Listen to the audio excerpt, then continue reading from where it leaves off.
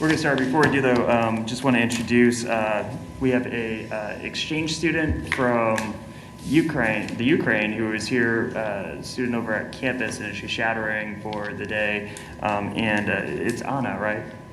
It's Anna, right? The name? Yes. And so her name's Anna, so she'll be in back just hanging out. Feel free to introduce yourself to her and answer any questions, I guess, if she has any. So welcome. And with that, we will get started. So we will start with Councilmember Sorello. Did you say she was from campus?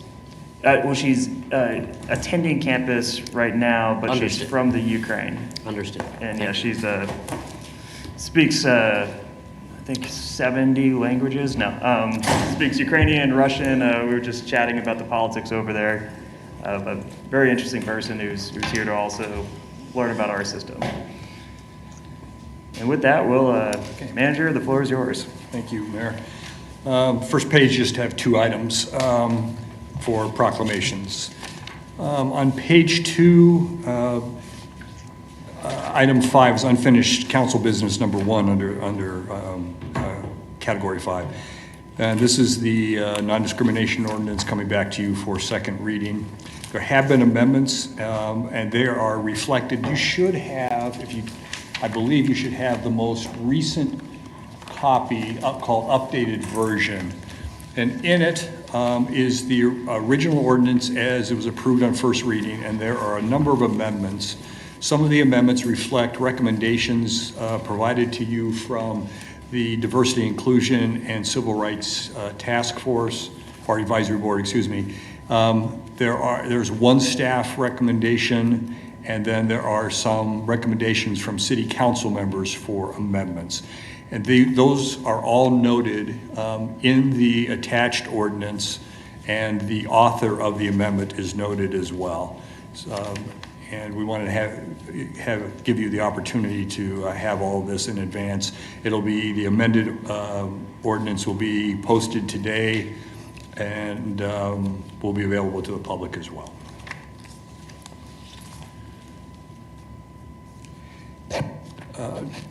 Under new business number 1 is an extension of the owner's advisor agreement we have with Garver for the sewage treatment plant projects known as BNR.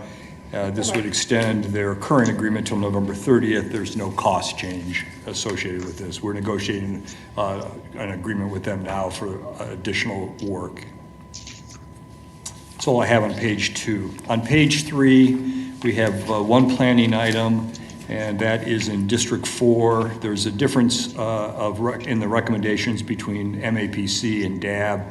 They deal with the presence of a commercial parking lot and building height limit. I don't know if you want to... We've been going back and forth with email. Hopefully we can talk today so I can get a better understanding as to what the differences are. Sure, I think it would probably be good for me to get Scott Wadle with you on that. Yeah. Okay. That's all I have on page 3, nothing on page 4. On page 5, just to note at the bottom, interesting timing, we have a change order, emergency change order for work that's being done at the Hess pump station. You have previously approved a valve replacement project. As we got into that project, we found some conditions that we were not aware of.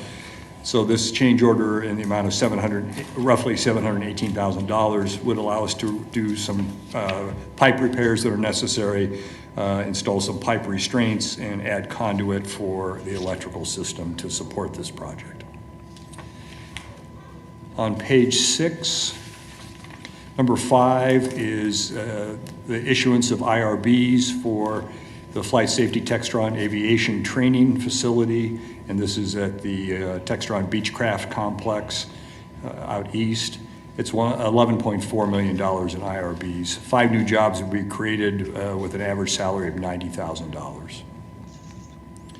Number 6 is a time extension for the sale of a home, a single-family home that's been built by Mennonite Housing at North Madison.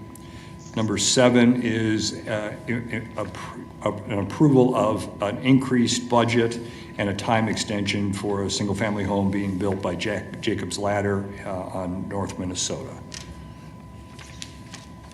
That's all I have on 6. I don't have anything on 7. On page 8, there are 2 items. Number 13 is establishing the 2022 payment standards for the housing housing choice voucher program.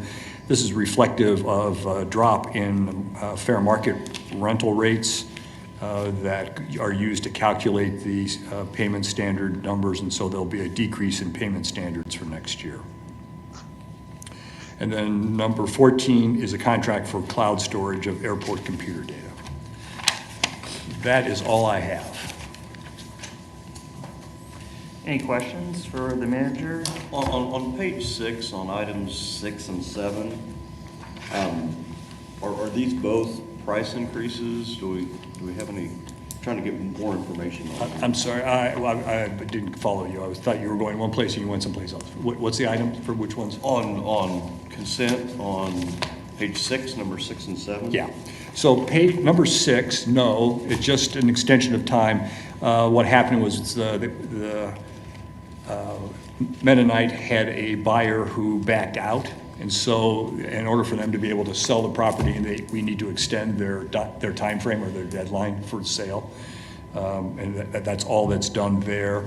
On number 7, the Jacob's Ladder project, that is an extension, or it's an extension of time and an increase in the budget by $21,000 to reflect change in construction cost during the time. And we've had this happen before on other projects in this program. When these originally go out, do they go out as an RFP, or how does that work? Sally? I'm here. I'm sorry, do they go out as a, I didn't hear the question. Do these go out as an RFP, or does it automatically go to Jacob's Ladder? Do we have several different vendors? I'm just trying to get a better understanding of this. So CHODO funds are done through an RFP process, our annual process that happens December, January of each year. So our few community development organizations that meet the criteria as a CHODO, a HUD-defined CHODO, do submit proposals that are reviewed by the Grants Review Committee, and recommendations are made and then brought forward as part of the annual action plan. So the answer is yes. Yeah, and you have to be, but you have to be a CHODO to be eligible. Okay. Do we know how many people generally apply, or is it just one person? Generally, I mean, it really depends on the year and the capacity of the builders. We only have a handful that meet HUD's definition of a CHODO, and that generally means what's a lack. So some people are surprised to hear Habitat for Humanity is not a CHODO. They don't meet the requirements set forth by HUD. They are allowed to apply in other categories when we put out funding available for the Housing Development Loan Program, et cetera. But for CHODO funding specifically, and HUD says that we must provide at least 15% of our annual funding to CHODOs, it's usually Mennonite, Jacob's Ladder, and Power CDC are the only ones that actually meet the qualifications of a CHODO. Right. We've had and whether they apply each year depends on where they are in their construction phases and whether or not they have identified lots and buyers to move forward. Right. The nice thing about the Affordable Housing Fund that we're working on is that we'll not be confined just to CHODOs, right? It'll be opened up to builders. And so that won't be the restriction. We won't have this kind of restriction on those funds. Thanks. All right, further questions?